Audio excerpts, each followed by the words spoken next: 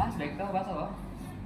Membahas buku pertama dan Mana penyimpan nih? Punya aku? itu ada di grup tuh. Gitu ya. Iya. Tuh. Ini buku pertama. Buku keduanya mana tadi?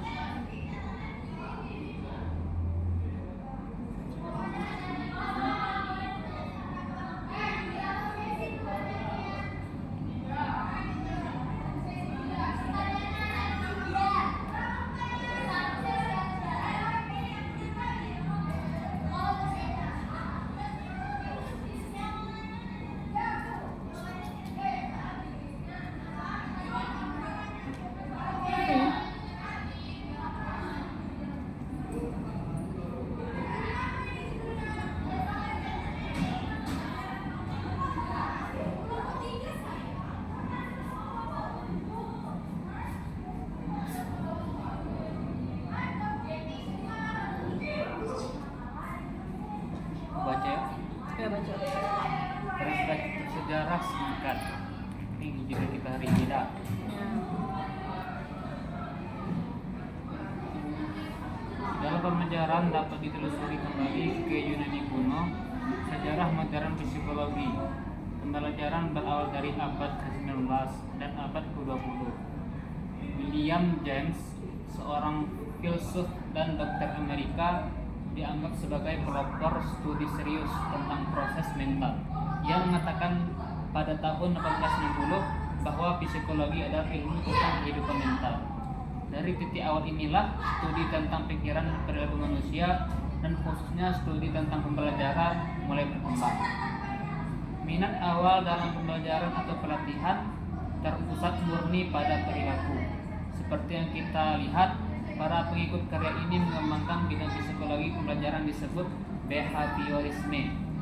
Behaviorisme berkembang pesat pada tahun awal abad ke-20 dan hampir tetapi tidak sepenuhnya bersamaan dengan tumbuhnya minat dalam perilaku dan modifikasi perilaku. Muncullah kesadaran yang berkembang bahwa proses mental yang tak terlihat yang terlibat dalam pembelajaran dan kontribusi faktor-faktor saling penghargaan atau kepuasan lingkungan memiliki pengaruh penting pada pemahaman tentang cara kita belajar. Jadi, secara umum, dua cabang psikologi pembelajaran berkembang dan telah membuat terobosan penting dalam praktik mengajar selama beberapa dekade terakhir. Pertama ada behaviorisme dan kedua konstruktivisme yang merupakan aspek dari bidang pemahaman dan studi yang jauh lebih luas, yaitu psikologi kognitif. Ada tambahan? Berarti tujuan buku tersebut itu menunjukkan apa yang diketahui tentang bagaimana pembelajaran terjadi dan menyajikan pandangan serta teori dari penelitian dan praktisi yang telah membuat studi terperinci tentang proses kompleksitas yang terlibat dalam pembelajaran, yaitu memperoleh pengetahuan dan mengembangkan pemahaman dan memperoleh keterampilan. Fokus utamanya saran bagaimana inisiasi pengetahuan dan keterampilan berlangsung, khususnya secara berlangsungnya pembelajaran dan pendekatan paling efektif yang dapat digunakan guru. Lalu ada target pembaca, guru dan tujuan meningkatkan dan menyempurnakan pengalaman serta hasil belajar siswa melalui rencana dan pengajaran yang didasarkan pada pemahaman terbaik tentang proses pembelajaran yang efektif. Alia, ada yang mau tambahin? Seperti cakupan isi, buku ini biasanya membahas berbagai teori pembelajaran, behaviorisme, kognitif, konstruktivitas, kecerdasan majemuk, gaya belajar, kesulitan belajar, dan yang dimana pembelajaran ini itu berbasis otak dan menghubungkan teori dengan praktik. Ya. Edisi kedua ini juga menambahkan bagian tentang pengaruh emosi pada pembelajaran dan bab khusus tentang kesulitan belajar. Selanjutnya, Dina, ada yang ditambahkan tentang materi ini? Buku ini? Buku ini juga menyajikan berbagai pendekatan yang bertujuan untuk mengajar dapat diterima secara umum dan tampaknya lebih efektif. Mengakui bahwa tidak ada jawaban tunggal yang cocok untuk semua pertanyaan, dan tentang bagaimana anak dapat belajar seharusnya belajar saat guru mengajar.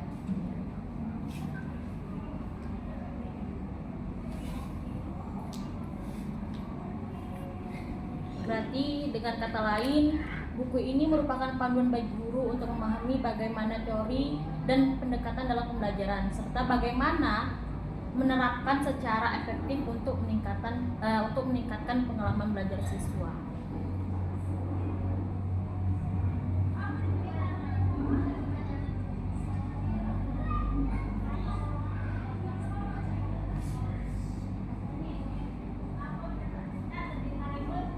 Dan juga dalam buku ini terdapat itu dua teori behaviorisme dan konstruktivisme. Behaviorisme berakar pada akhir abad ke-19 dan awal abad ke-20. John B. Watson, seorang Amerika yang berkecimpung dalam bidang psikologi baru, secara luas diterima sebagai salah satu pendukung awal behaviorisme. Ia diyakini sebagai orang pertama yang menggunakan istilah behaviorisme, meskipun ia mungkin menggunakan ejaan Amerika.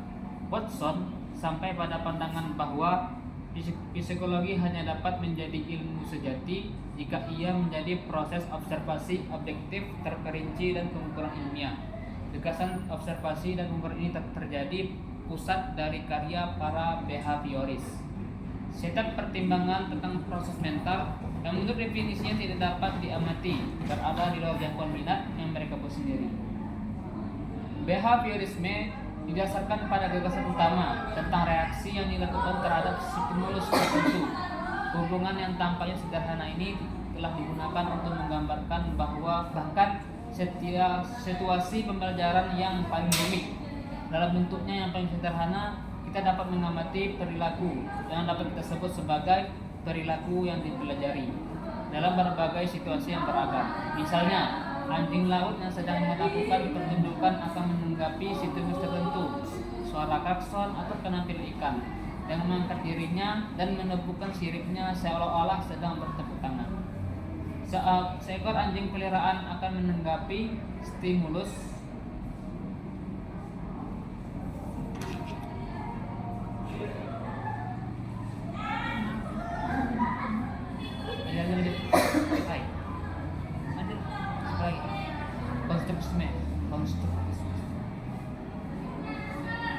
Coba Dina,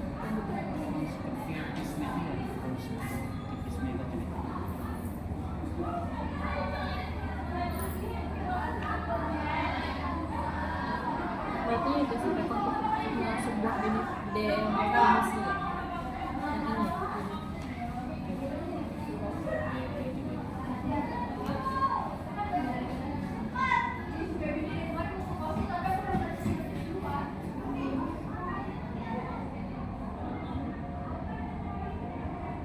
Konstruktivisme atau sebuah definisi.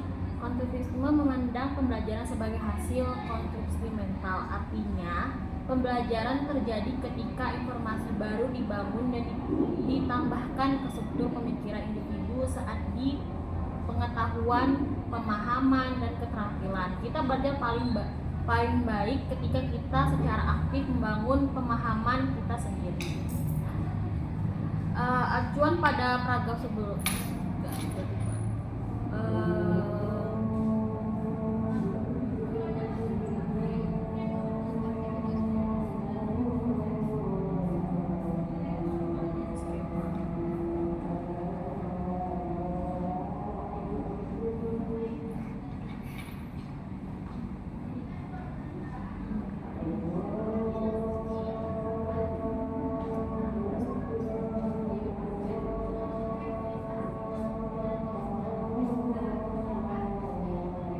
juga berdasarkan dokumen yang dari buku tersebut,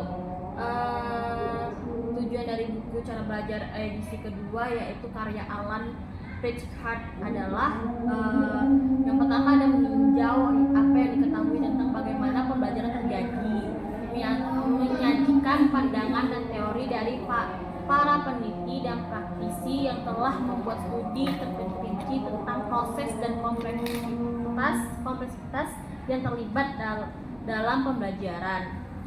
Ini mencakup memperoleh pengetahuan, mengembangkan pemahaman, dan memperoleh keterampilan, memberikan perincian yang dapat digunakan guru dalam perencanaan dan pengajaran mereka.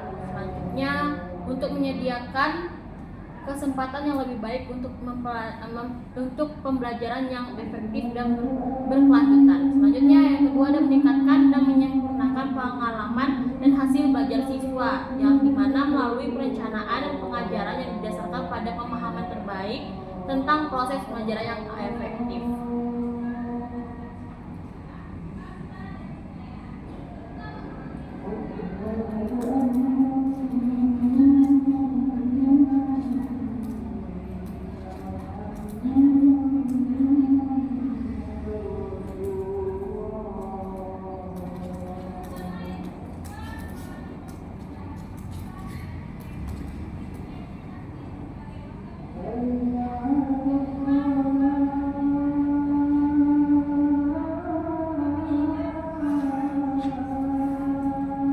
Berdasarkan dokumen cara belajar edisi kedua karya Alan Pritchard, manfaat utama yang dapat diambil dari buku tersebut adalah yang pertama, pemahaman lebih mendalam tentang proses pembelajaran, di mana buku ini memberikan tinjauan komprehensif tentang bagaimana pembelajaran terjadi, mencangkup berbagai teori seperti behaviorisme, kognitif, konstruktivis, dan pendekatan. Selanjutnya ada yang kedua, wawasan tentang preferensi pembelajaran individu atau gaya belajar. Nah, di mana pada buku ini membahas gaya belajar yang bagaimana itu dapat menggali atau mengakomodasi perbedaan dalam cara belajar siswa. Selanjutnya ada pengetahuan tentang penelitian terbaru tentang otak dan pembelajaran. Buku ini juga membahas tentang temuan penelitian tentang struktur dan fungsi otak dan bagaimana cara pemahaman ini dapat mempengaruhi strategi pembelajaran yang lebih aktif. Selanjutnya ada mempertimbangkan tentang pengaruh emosi pada pembelajaran. Edisi kedua ini menambahkan bagian tentang bagaimana emosi mempengaruhi proses pembelajaran. Selanjutnya, informasi tentang kesulitan belajar. Pada yang kelima ini, edisi kedua mencakup bab baru tentang kesulitan belajar, memberikan gambaran umum dan akses ke informasi yang lebih lanjut. Dan selanjutnya ada implikasi praktis untuk pengajaran. Buku ini bertujuan untuk memberikan informasi yang dapat digunakan guru dalam perencanaan dan pengajaran mereka untuk meningkatkan pengalaman dan hasil belajar siswa. Selanjutnya ada pendekatan pengajaran yang lebih efektif. Dengan memahami proses pembelajaran, guru juga dapat mengembangkan pendekatan pengajaran yang lebih efektif dan berkelanjutan. Dan yang terakhir ada kesempatan belajar yang lebih baik bagi siswa, di mana dengan menerapkan pengetahuan dari buku ini, guru juga menciptakan kesempatan belajar yang lebih baik dari siswa mereka. Selanjutnya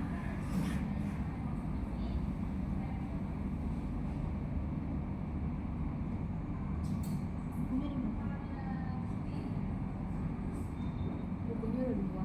Ini nomor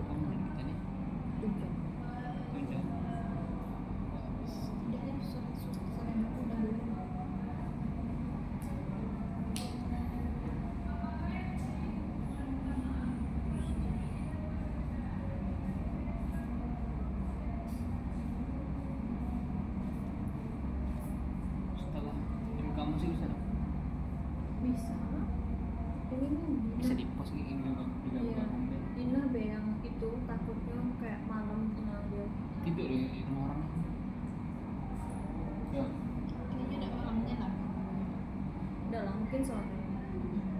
Duduk, jangan pakai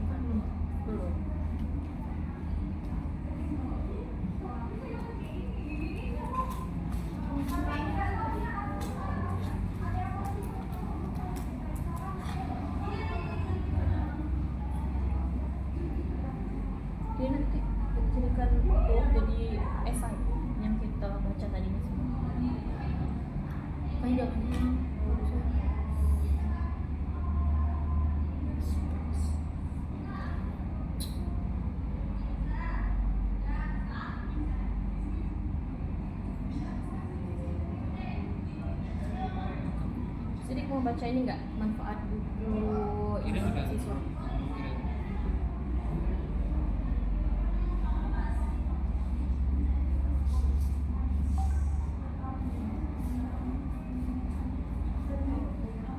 Oh,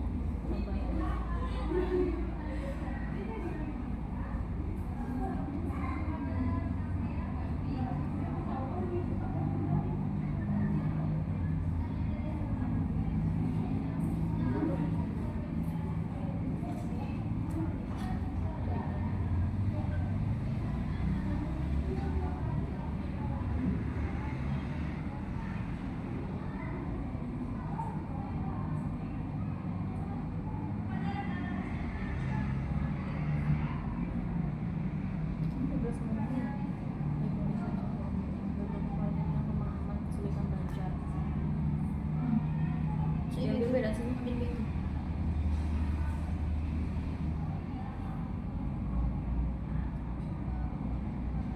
Aku takut ini kenapa?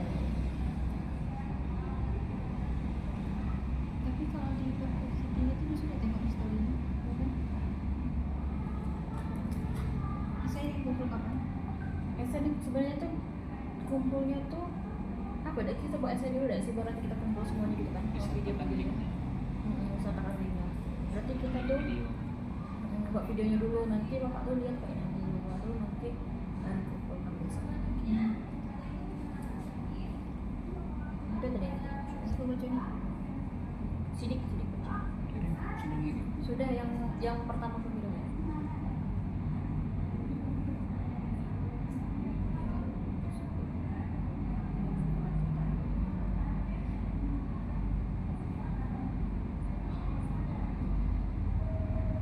Adik.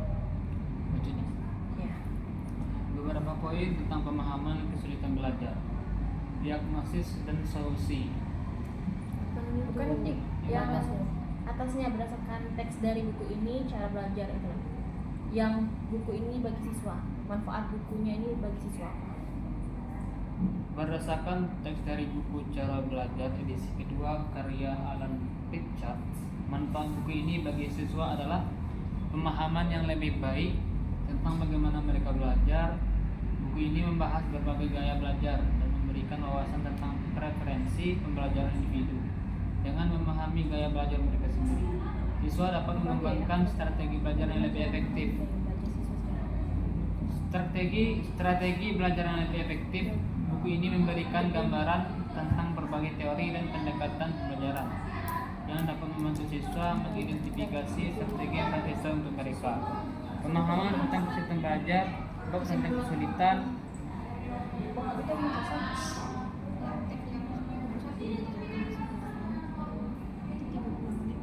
dapat membantu siswa mengenali dan mengatasi tentang belajar mereka.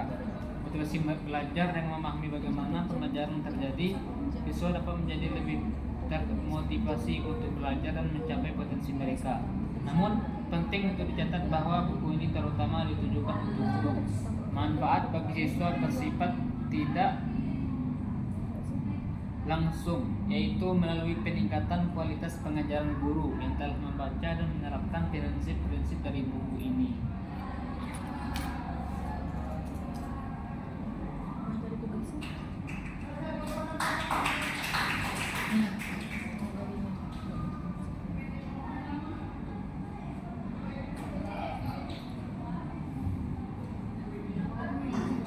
Bisa ada tadi yang aku tadi buat di translate. Nah, emang tidak ada terlalu. Ada ya? Kok bisa gitu ya? Aku bisa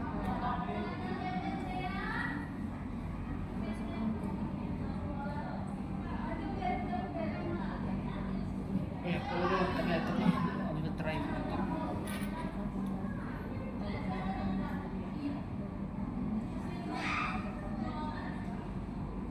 Ini tuh cuma sampai konstruktivisme dan pendekatan.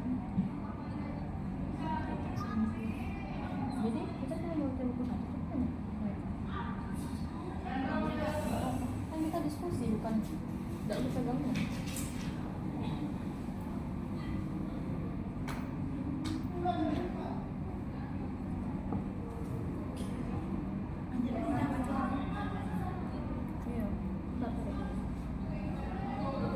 lagi deh lanjutan. Jadi kita udah ngambil itu yang manfaat buku ini untuk siswa, baru apa manfaat utama yang didapat diambil dari buku tersebut, tujuan dari buku tersebut juga udah, apa pengertian dari buku ini,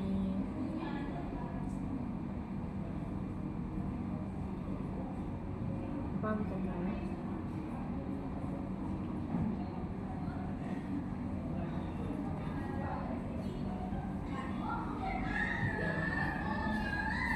Gina ada yang mau tambahin?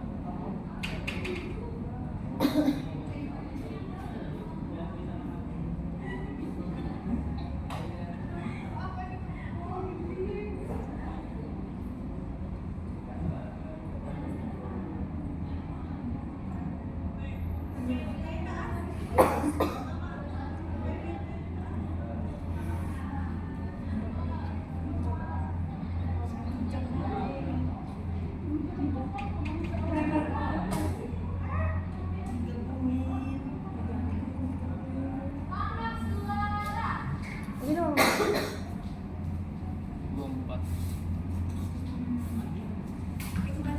Udah, ambil kesimpulan dari buku ini enggak sih? Ya, kesimpulan apa? Baca.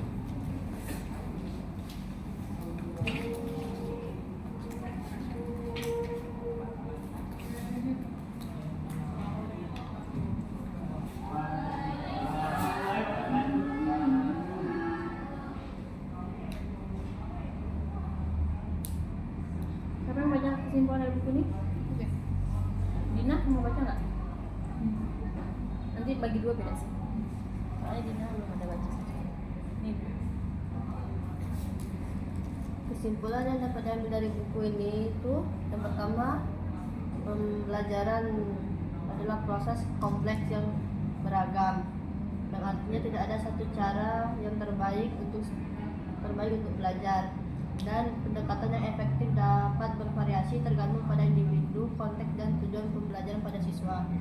Yang kedua yaitu pemahaman tentang teori pembelajaran yang penting bagi guru. Dengan memahami berbagai teori pembelajaran seperti behaviorisme, kognitif, konstruktif, guru dapat merancang pengalaman belajar yang lebih efektif. Yang ketiga, gaya belajar individu perlu dipertimbangkan.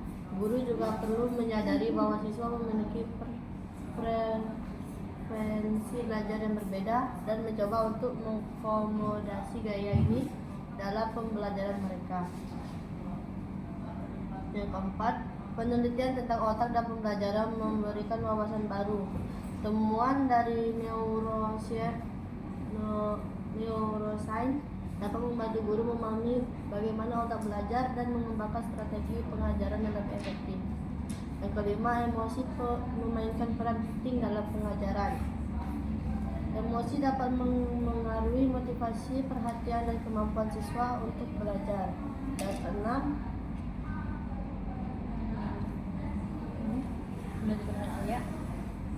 kesulitan.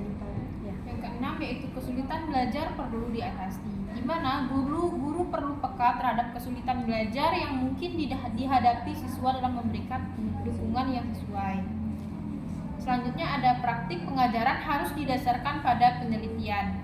Guru harus terus mencari cara untuk meningkatkan pengajaran mereka berdasarkan penelitian dan praktik yang terbaik. Selanjutnya dibaca kalau sidik. Ini sih. Buku ini adalah sumber daya bagi guru. Buku ini memberikan informasi dan wawasan dapat membantu guru meningkatkan kualitas pengajaran mereka dan menciptakan kesempatan belajar yang lebih baik bagi siswa mereka. Singkatnya, buku ini menekankan pentingnya memahami proses pembelajaran yang kompleks dan beragam serta menerapkan pengetahuan ini dalam praktek pengajaran untuk meningkatkan pengalaman dan hasil belajar siswa.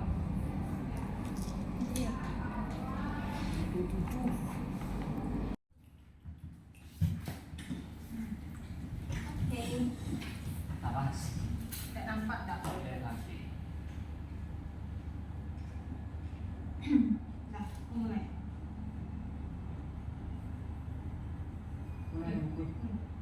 Baca-baca ya. Nah, jadi kan ini sudah masuk ke buku yang kedua ya. Gimana menurut aku ya, pandangan aku di buku ini tuh kan bilangnya tuh buku ini luar biasa. Secara komprehensif membahas berbagai aspek kunci dari kebijakan dan praktik dalam kurikulum sekolah dasar dengan kontribusi dari para ahli yang diakui di bidangnya masing-masing. Buku ini benar-benar merupakan pendamping penting bagi guru-guru yang sedang mengikuti pelatihan dan guru-guru yang baru saja lulus. Praktisi yang lebih berpengalaman dan pelatih guru yang ingin terus mengikuti perkembangan terbaru dalam pengajaran dan pembelajaran di sekolah dasar dengan untuk meningkatkan praktik mereka sendiri. Namun juga akan merasa bahwa buku ini tuh berharga menurut Angela Mr. Lakeland University of Manchester. Selanjutnya menurut aku pribadi setelah membaca tadi itu Learning to Touch in the Primary School adalah buku yang sangat berharga di mana buku mereka berada dalam pendidikan guru sekolah dasar. Buku ini juga mencangkup semua topik dan isu-isu penting yang mendukung siswa dalam merefleksikan dan mendalam pembelajaran mereka di dalam teks esensial. Menurut aku sih gitu. Kalau menurut Sidik gimana? Ada Mia, Muhammad.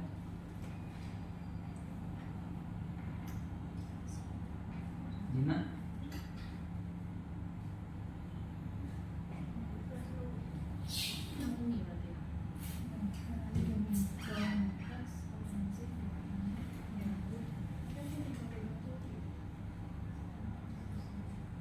Setelah saya baca-baca, ternyata juga ada teks imprehensif yang akan mendukung calon guru selama pelatihan.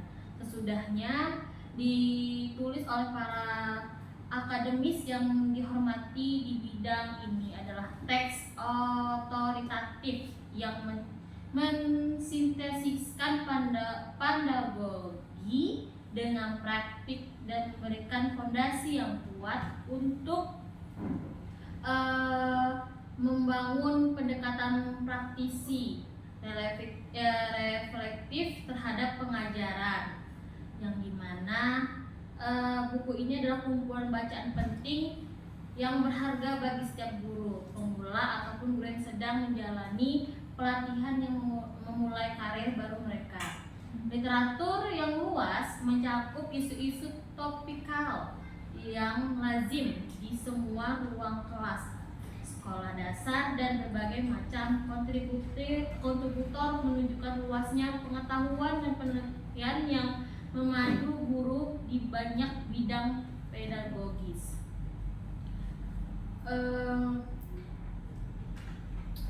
Ada yang mau ditambahkan lagi?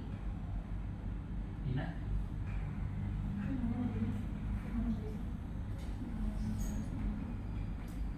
Lanjut aja langsung ke sini ke sekolah dasar.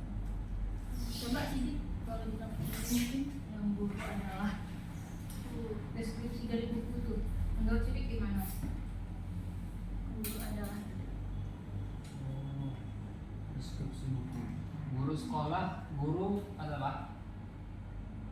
sekolah dasar yang fleksibel, efektif, dan kreatif membutuhkan pengetahuan mata pelajaran, pemahaman tentang murid-murid mereka dan bagaimana mereka belajar, berbagai strategi untuk mengelola perilaku dan mengatur lingkungan belajar, dan kemampuan untuk merespon situasi kelas yang dinamis. Edisi ketiga dari Learning to Teach in the Primary School ini sepenuhnya diperbarui dengan referensi ke kurikulum nasional yang baru dan telah direvisi untuk memberikan lebih banyak saran dan panduan praktis kepada calon guru sekolah dasar. 22 penulis baru telah terlibat dan koneksi sekarang dibuat dengan kebijakan Irlandia Utara. Sebenarnya kita ketahui Irlandia termasuk pendidikan yang peringkat 1, ya kan? Iya. Wales dan Skotlandia. Selain itu, 5 unit baru telah dimasukkan tentang memanfaatkan penempatan sebaik mungkin, bermain dan eksplorasi dalam pembelajaran. Dina ada ingin disampaikan?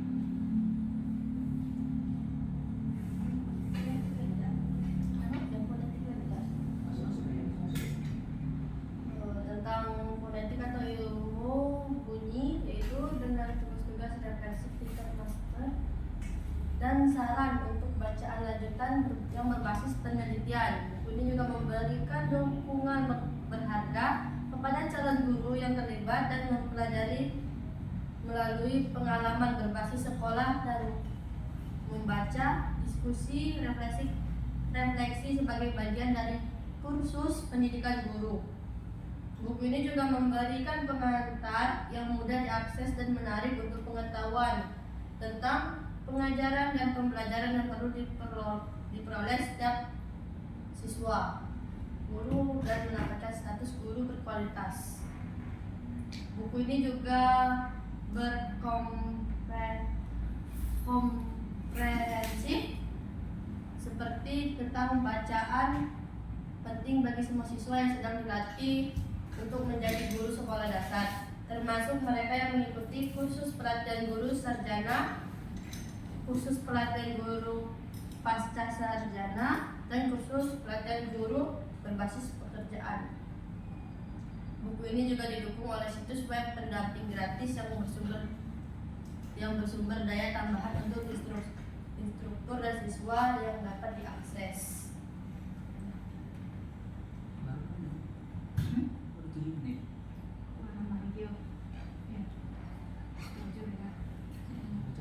Coba kita baca lagi, nanti ada yang lebih menarik lagi dalam buku ini.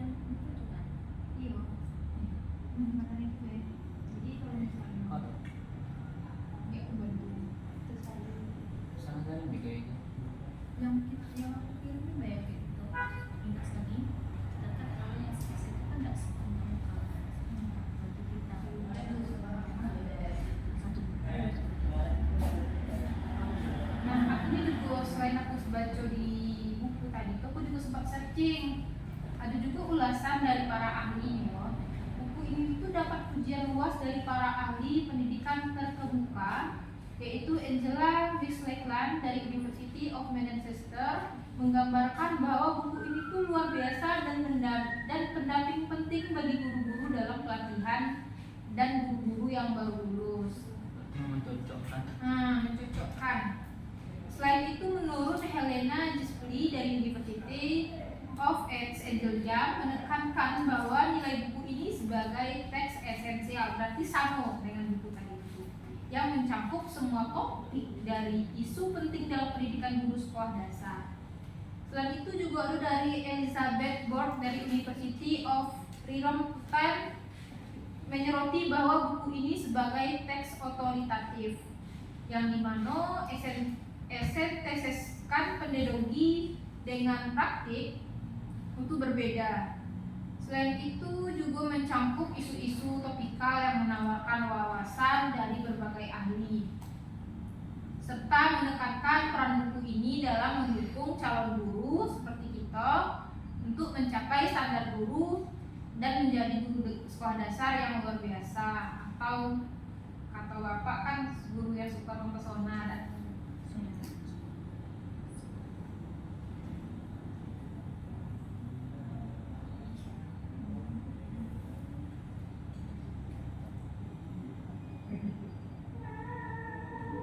dan ternyata buku ini juga berguna untuk calon guru sekolah dasar, yaitu buku ini memberikan landasan pengetahuan yang komprehensif tentang pengajaran dan pembelajaran yang dibutuhkan untuk memperoleh suatu guru berkualitas.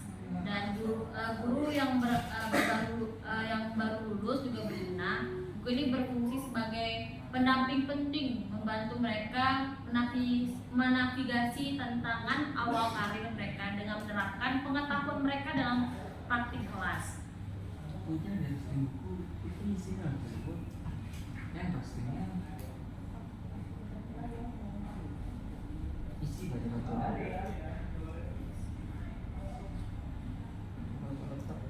isi.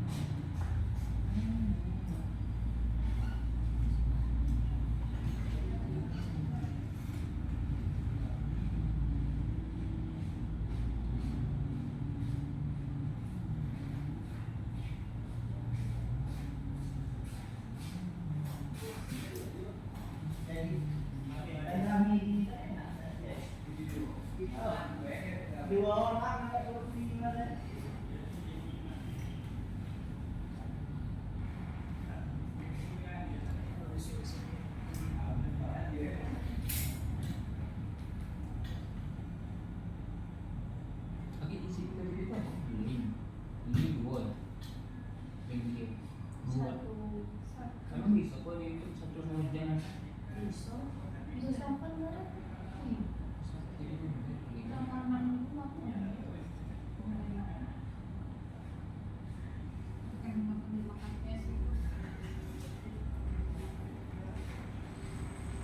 aja apa ini kan link itu Kan diskusi ya tidak kan kita upload ini kan link. Nah, itu baru materi itu sih.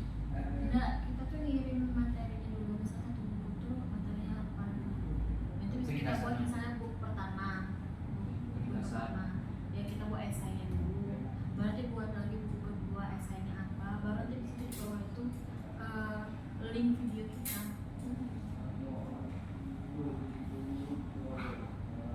Ya sih, atau kita kan itu dua tugas aja di kantor.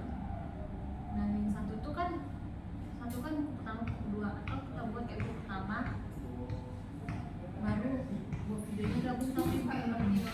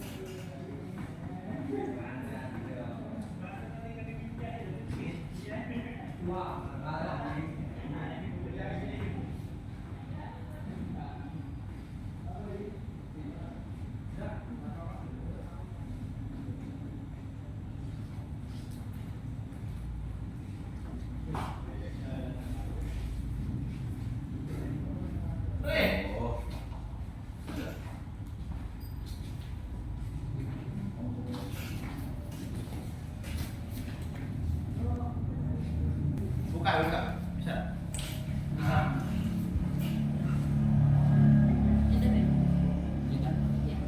Ini kuncinya Pak. Oke, masuk kan? Bisa di.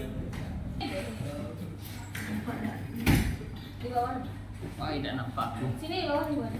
Yes, jadi isi kan yang diminta kan? Iya kan, isi kan? Isi, Kan kalau baca isinya. isinya menjadi guru sekolah dasar yang efektif atau fleksibel dan kreatif adalah sebuah tantangan yang membutuhkan kombinasi pengetahuan, keterampilan, dan pemahaman yang mendalam. Buku Learning to Teach in the Primary School atau edisi ketiga hadir sebagai panduan komprehensif yang membekali calon guru dalam landasan kuat untuk menghadapi tantangan ini dengan meraih kesuksesan dalam karir mereka. Seperti kita yang calon guru yang akan menjadi guru yang super mempesona dan profesional ini kan. Masya Allah, takdir. Nah, jadi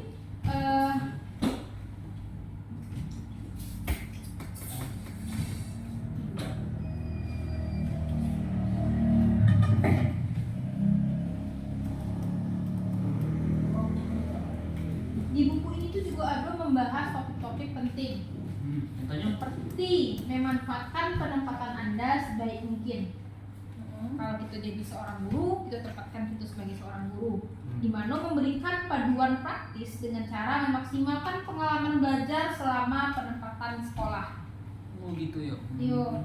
Selanjutnya tuh juga ada bermain dan eksplorasi dalam pembelajaran. Jadi jangan kita tuh bikin siswa tuh di sana yang fokus ke materi, beda do gamenya, dak do expliquingnya. Suntuk lah muridnya. Suntuk lah siswa kan.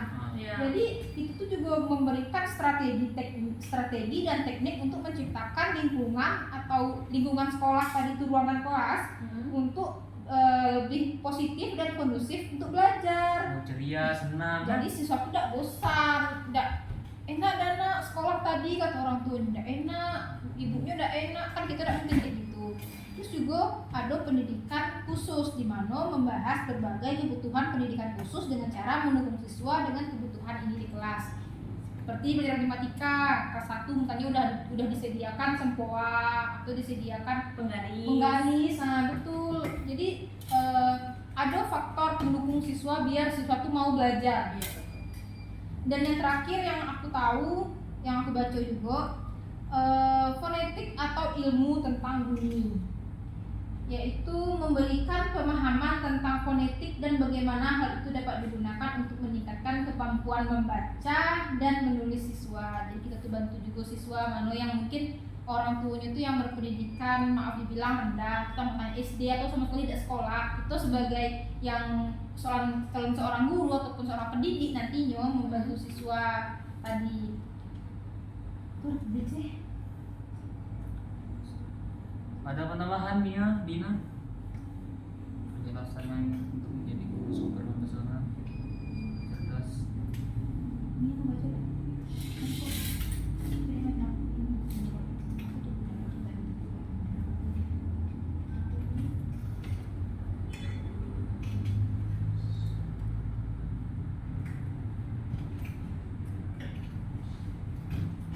Dan menurut saya buku ini juga dilengkapi dengan tugas-tugas efektif tingkat master dan syarat untuk bacaan lanjut berbasis penelitian, mendorong calon-calon guru untuk merefleksikan pengalaman mereka dan mengembangkan pemahaman yang mendalam tentang pengajaran dan pembelajaran.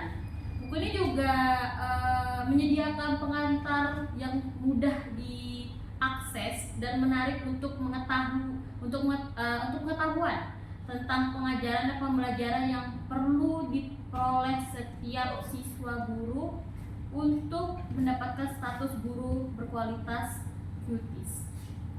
Berarti guru itu harus kritis berpikirnya. Iya betul. Jadi siswa mudah nangkap pelajaran kalau gurunya hebat berpikir. Ada penambahan? Dina, mungkin ada penambahan? Nah, selain itu, dalam buku ini juga kayak ngajarin guru tentang bagaimana cara mengajar anak belajar sambil bermain. Jadi tuh kayak anak-anak kan identik sama bermain, malas belajar, bermain ya. Nah, bermain sendiri tuh memiliki aktivitas secara bebas. Jadi anak tuh bisa bebas ngelakuin apapun asalkan sopan dan bersifat spontan. Kayak ngajak anak tuh ice breaking sebelum mulai atau main game kayak quiz kan itu banyak kita sekarang. Biar anak-anak tidak jenuh ya. Ya, kayak Tapi menyenangkan, ceria, senang kan? kasih apresiasi kayak kalau dia benar kasih hadiah jajan kan anak-anak udah senang dikasih jajan.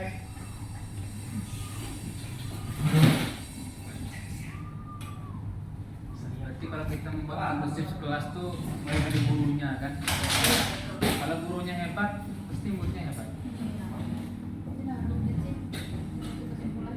Intinya itu Kesimpulan. pada gurunya sih. Untuk membawakan kelas itu supaya asik, baru tidak membosankan.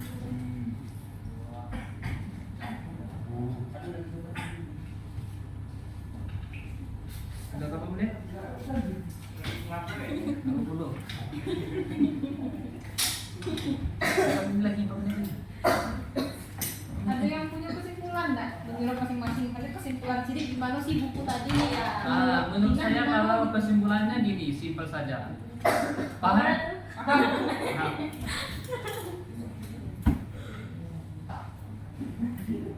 Ya, untuk jadi guru tuh memang harus dari gurunya. Kalau gurunya kurang malas lah, kurang rajin lah, kurang mencontoh yang baik, maka berdampak kepada murid. Kalau guru hebat bisa membawa murid kayak dalam pelajarannya menyenangkan, bisa bawa lagu-lagu, kan murid jadi tenang. Kira-kira sidik bakal kayak gitu nggak? Insya Allah bisa. Oh, oke. Tapi saya masuk SDIP, Oh, jangan SD. Masya Allah, Masya Allah.